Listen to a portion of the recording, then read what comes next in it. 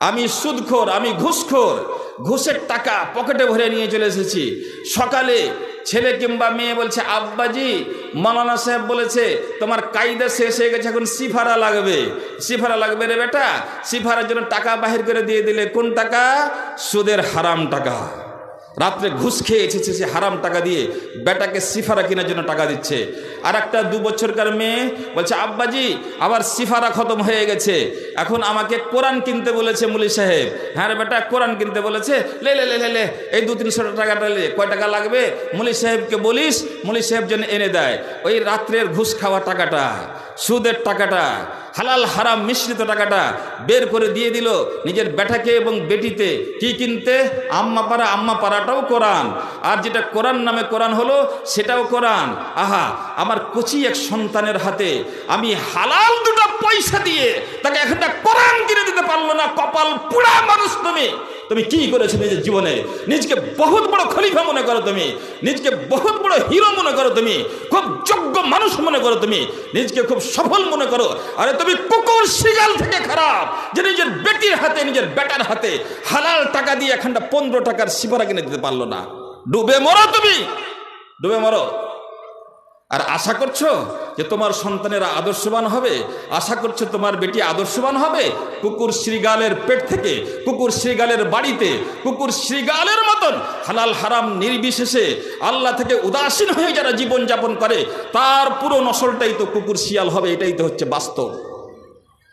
এই জন্যই বোধহয় আমরা হালাল হারামের দিকে ভ্রুক্ষেপ না করে মানে জানতে অজান্তে এত জড়িয়ে গেছি যে আমরাও মানুষত্ব হারিয়ে দিয়েছি। আর আমাদের কোখে, আমাদের বাড়িতে যেই সমস্ত সন্তান আজ লালিত পালিত হয়ে বড় হয়ে কালকের অভিভাবক হচ্ছে, রাস্তা পথে বিজনেসের মালিক হচ্ছে, দোকানদার হচ্ছে, তারা সবাই তলে তলে কখন অমানুষ হয়ে গেছে। এই জন্য হারাম খোরের এক দল রাস্তাঘাটে ঘুরে বেড়ায়, কাউকে মানুষ মনে হয় না, মানুষ খুঁজে পাই না।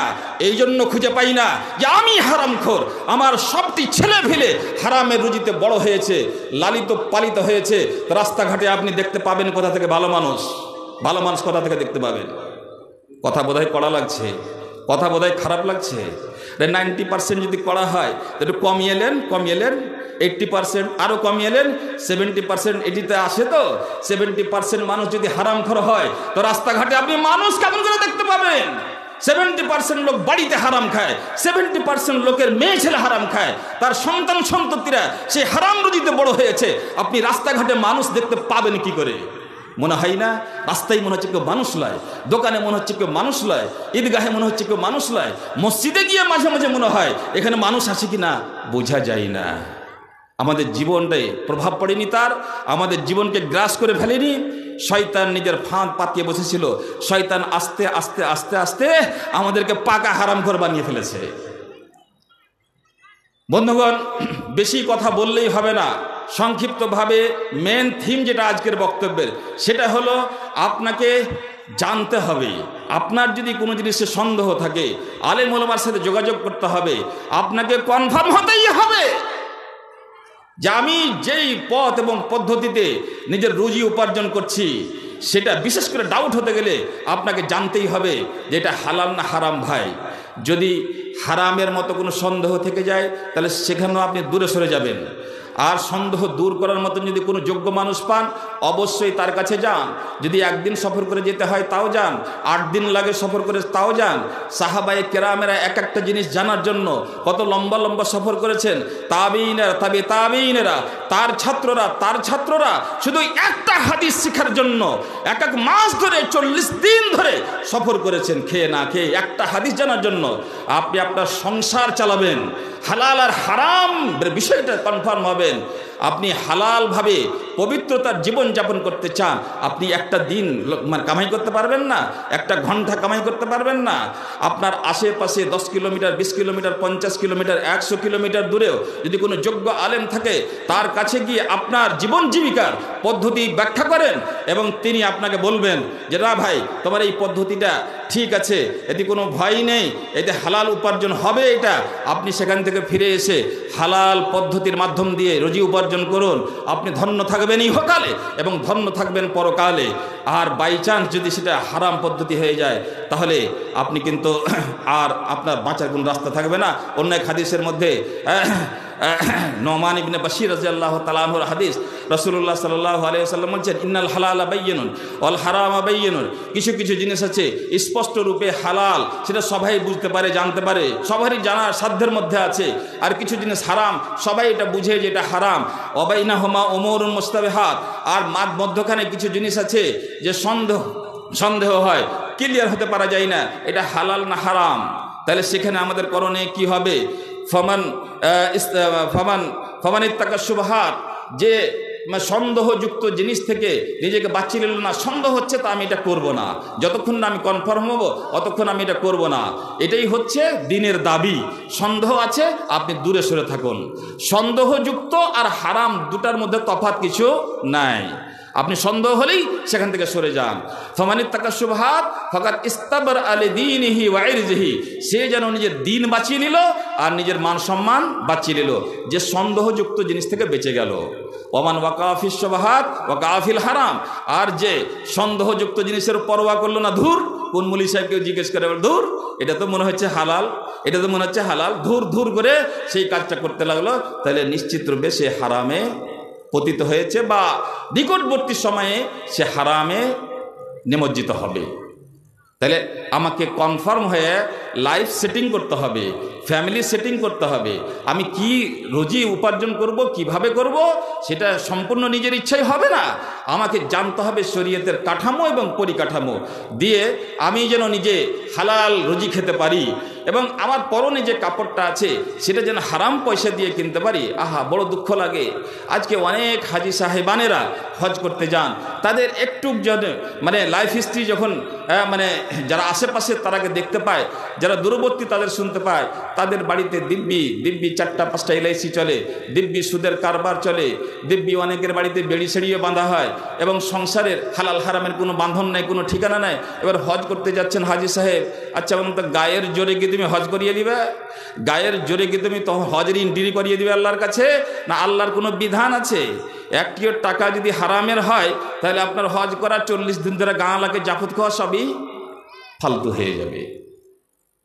আবেগ দিয়ে মানুষের মাঝে কোনো জিনিস মানিয়ে নেওয়া যায়, কিন্তু আল্লাহ রাব্বুল আলামিনের কাছে নয়। এবার আসুন আমরা এই কথাটা যদি সংক্ষিপ্তভাবে বুঝে গিয়ে থাকি যে আমাদেরকে হালাল, এখন এই হাদিসটার আরও অন্যান্য আমলের সাথে সম্পর্ক হবে, আমি সেই ব্যাখ্যায় যাব না। আমল, এতেকাদ, আকিদা, শিরক, বিদআত যেটাই আল্লাহর জন্য হবে না এবং যেটাই রাসূলুল্লাহ সাল্লাল্লাহু আলাইহি ওয়াসাল্লামের শিখানো পদ্ধতি হবে না, সেই সবগুলাই হচ্ছে খাবিস, সেই সবগুলাই হচ্ছে তয়্যিবের উল্টা, পবিত্রের উল্টা। আমি সেই সব ব্যাখ্যায় যাচ্ছি না, আমাদের শুধু এখন হারাম রুজি উপার্জনের বিষয়টা। তাহলে মূল কথা জেনে নেওয়ার পরে আমাদের সমাজে যে মাধ্যমগুলো থাকে সাধারণত রুজি উপার্জনের, সেইগুলো একটু একটু করে বলি, তাহলে আপনাদের আরও আমার পাকাপোক্ত হয়ে মনে থাকবে যে এই মাধ্যমগুলো দিয়ে আমরা হারামে পড়ে যাই। 1 নম্বর হচ্ছে তার মধ্যে শিরক কিংবা শিরক সংক্রান্ত কোনো জিনিস কিংবা শিরককে ব্যবহার করে কবিরাজির আড্ডা খোলা, এটা একটা রুজি উপার্জনের একটা মাধ্যম। যেহেতু এই মাধ্যমে অনেক মানুষ যারা নিজকে দাবি করে মুসলমান, তারা এই মাধ্যম দিয়েও রুজি উপার্জন করে। শিরক যেমন পুজোর সময় কিছু কিছু দোকানদারেরা হিন্দু অধ্যুষিত এলাকায়, অমুসলিম অধ্যুষিত এলাকায় দোকান আছে, এবার পুজোর যে সামগ্রীগুলো আছে সেও নিজের দোকানে দিব্যি রেখেছে। এই জন্য যেটা বিজনেসের ব্যাপার, এটা বিজনেসের ব্যাপার, এটা ইনকামের সময়, এই জন্য পুজোর যে সামগ্রীগুলো সে নিজের দোকানে রেখেছে। এটা যেমন একটা উদাহরণ যে শিরক সংক্রান্ত একটা জিনিসকে ও ব্যবসা বা রুজি উপার্জনের মাধ্যম বানিয়েছে। কিংবা ঝাড়ফুঁকের মাধ্যমে কবিরাজি জমিয়ে টাকা উপার্জন করছে এবং সেই কবিরাজিটাতে কোনো স্বচ্ছতা নেই এবং শরীয়তের পক্ষ থেকে যেই সমস্ত দোয়া, যেই সমস্ত রুকিয়া আছে, ঝাড়ফুঁকের যে সমস্ত শব্দগুলো আছে বর্ণিত হয়েছে, সেইগুলো ব্যবহার না করে শয়তানের শিখানো কিছু মন্ত্রতন্ত্র দিয়ে সে দিব্যি কবিরাজি চালিয়েছে। আপনারা একটা জিনিস লক্ষ্য করেছেন যে আমাদের সমাজে যারা কবিরাজ তারা কিন্তু বিএ পাস এমএ পাস কোনো মাস্টার মশাই নন, তারা কিন্তু সহি বুখারী সহি মুসলিম পড়ানো কোনো আলেম নন। যোগ্য কোনো আলেমেরা কবিরাজ হতে পারে না, যোগ্য কোনো মাস্টার মশাইরা কবিরাজ হতে পারে না। তার মানে শিক্ষিত কোনো মানুষ কবিরাজ দেখতে পাওয়া যায় না। হয়তো টুকিটাকি কোনো একটা বিষয় হতে কিছু করে, কিন্তু পাকা শাকা গাঁট বাঁধা কবিরাজ বেশিরভাগ একদম অজট মূর্খ যারা, তারা শয়তান জানে এখানে বাসা বাঁধতে আমার সুবিধা হবে। এবং এই বেচারারা আবার দাবি করে যে না মৌলানা সাহেব আল্লাহর কালাম পড়ে ফোন দিয়ে, তুই আল্লাহর কালামই কখন বুঝতে শিখলি? আল্লাহর কালাম পড়ে ফোন দিয়ে আমি আজে বাজে কথা বলি না। একটা লোককে খুব কোনোরকম করে রাজি করে যে ভাই আল্লাহর কালাম যে বলছো, তো আল্লাহর কালামটা কি একবার শোনাও তো, শোনাইবে না। না জি মৌলানা সাহেব, না জি শোনাইবে না। খুব ধরা বাঁধার পরে ফসলে যদি রাজি হলো, তো কুল আল্লাহকে উল্টা করে পড়ছে, এটা হলো আল্লাহর কালাম। শয়তান ওকে শিখিয়ে দিয়েছে, দেখো এটা সূরা ইখলাস, তুমি সূরা ইখলাস পাঠ করে ফোন দিবে, আল্লাহর কালাম। কিন্তু ওকে এটাও শিখিয়ে রেখেছে উল্টা দিক থেকে পড়বে। কত বড় ওকে কাফের বানিয়ে রেখেছে। এবং সেই পদ্ধতির মাধ্যমে সে দোকান খুলে রেখেছে এবং টাকা। কিছুদিন আগে হরিশ্চন্দ্রপুরে খাজা বাবা চালু হয়ে গেল। লোক দলের দল একদম চলে যায় খাজা বাবার কাছে। পুরানা রোগ, ক্রনিক ডিজিজ যত যা আছে সব ভালো হয়ে যায়। তার চোখ দেখতে পাচ্ছিল না, ওটা ভালো হয়ে গেল। কোমরে হাঁটতে পারছিল না, কোমরে ব্যথা ভালো হয়ে গেল, সব ভালো হয়ে গেল। এমনকি আহলে হাদিস সমাজের মানুষেরাও নিজের ঐতিহ্য বরকরার রাখতে পারে না, লুকিয়ে চুরিয়ে মৌলানা সাহেবকে জানতে দেবে না, ইমাম সাহেবকে জানতে দেবে না। আবার কিছু গ্রামের ইমাম সাহেবও ছেলেপিলা দিলে খাজা সাহেবের বাড়ি। এটা রুজি উপার্জনের মাধ্যম। যারা যেভাবে এই ভণ্ডামোটা করছে এবং এই ভণ্ডামো করে যে রুজিটা উপার্জন করলো, সেটা হারাম, নিশ্চিত রূপে সেটা হারাম।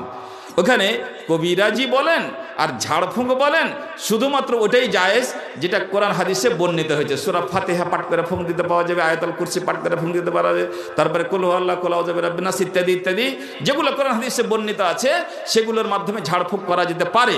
কিন্তু তা ব্যতীত অন্য কোনো শয়তানি তন্ত্রমন্ত্র দিয়ে কবিরাজির দোকান খোলা, শিরক সংক্রান্ত যেই কোনো বিষয়ে সাহায্য সহযোগিতা করা বা তার ব্যবসা বাণিজ্য করা, এইটা হবে একটা হারাম রুজি উপার্জনের মাধ্যম। নাম্বার 2,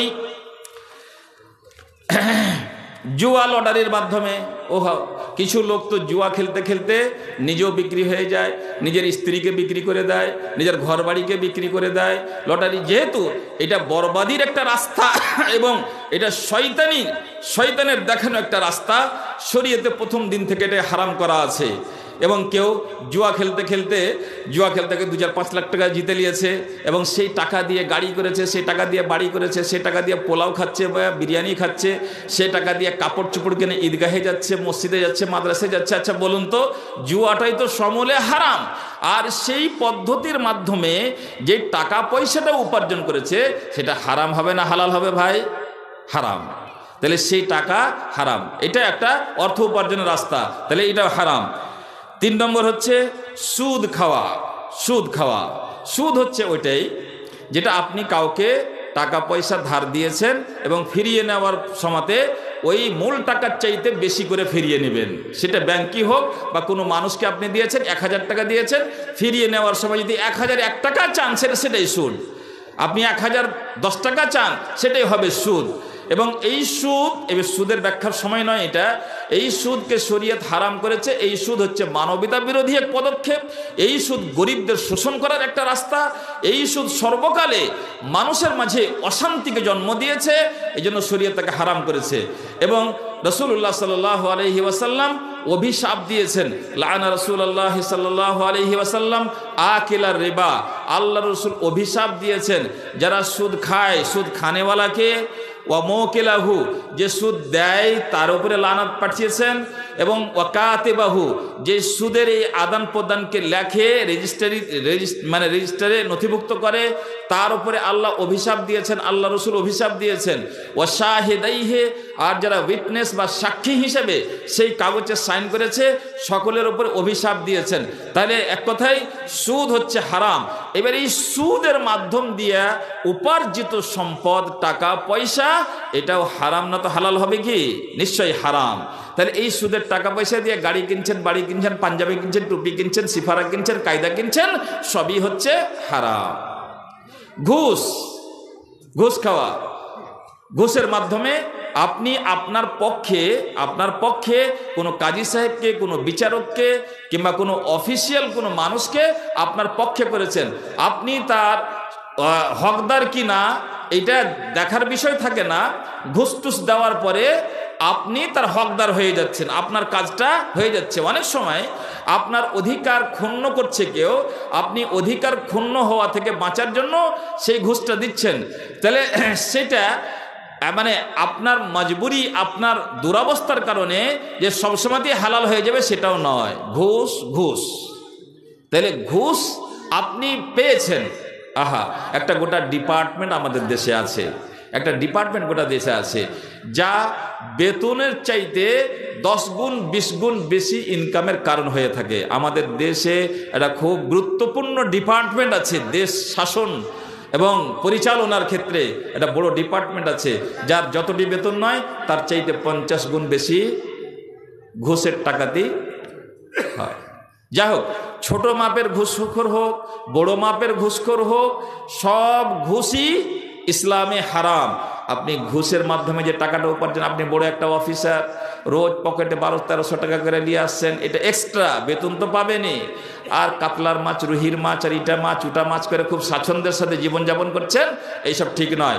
রাসূলুল্লাহ সাল্লাল্লাহু আলাইহি ওয়াসাল্লাম তাদেরও সম্বন্ধে বলেছেন যে আল্লাহ রসুল লাআনা রাসূলুল্লাহ সাল্লাল্লাহু আলাইহি ওয়াসাল্লাম আর রাশি ওয়াল মুরতাশি, যে ঘুষ দেয় এবং যে ঘুষ নেয় তার উপরে আল্লাহ রসুল লানত করেছেন। তাহলে সুদ ঘুষের মাধ্যমে এটা একটা মাধ্যম মানুষের টাকা পয়সা উপার্জন করার জন্য। আর ঘুষের তো আজকাল সীমানা ছড়াতে স্কুলে, মাদ্রাসাতে, মসজিদে, সব জায়গাতে ঘুষ। আমি শুনেছি মসজিদের মেম্বার হওয়ার কমিটির মেম্বার হওয়ার জন্য মানে ঘুষ ব্যবহার করা হয় কিছু কিছু জায়গায়। মাদ্রাসার মেম্বার হওয়ার জন্য, ওকে মেম্বার করতে চাই না, তো মেম্বার হওয়ার খুব শখ হয়েছে বা কোনো একটা লাভ তারা আছে, তাহলে যেগুলা খুব দাপটওয়ালা মানুষ, প্রভাবশালী মানুষ, তারাকে ঘুষ দিয়ে মাদ্রাসার মেম্বার চাইছে। মসজিদের মেম্বার হতে যদি ঘুষ লাগে, মাদ্রাসার মেম্বার হতে যদি ঘুষ লাগে, আরও ক্ষেত্রগুলির ব্যাখ্যা করার প্রয়োজন আছে। বিচার সালিস আজকের 90%-এরও বেশি ঘুষের উপরে ডিপেন্ডেন্ট হয়ে গেছে। মডল ঘুষ খাচ্ছে, বিচারক ঘুষ খাচ্ছে, বিচারকের কিছু দালাল ফালাল আছে, চান্ডা পান্ডা আছে, সব ঘুষ খেয়ে খেয়ে গরিবের এবং মজলুম অত্যাচারিত মানুষের রক্ত শোষণ করা হচ্ছে। এবং তারা দিব্যি আগে থেকে কন্ট্রাক্ট, বিচার তোর পক্ষে নিবি না কি বলছিস, তোর পক্ষে নিতে গেলে 50,000 টাকা লাগবে। 50,000 টাকা রাতারাতি ব্যবস্থা হয়ে গেছে, বিচারের ফয়সালা কাল ওর পক্ষে হনাই আছে, হবেই।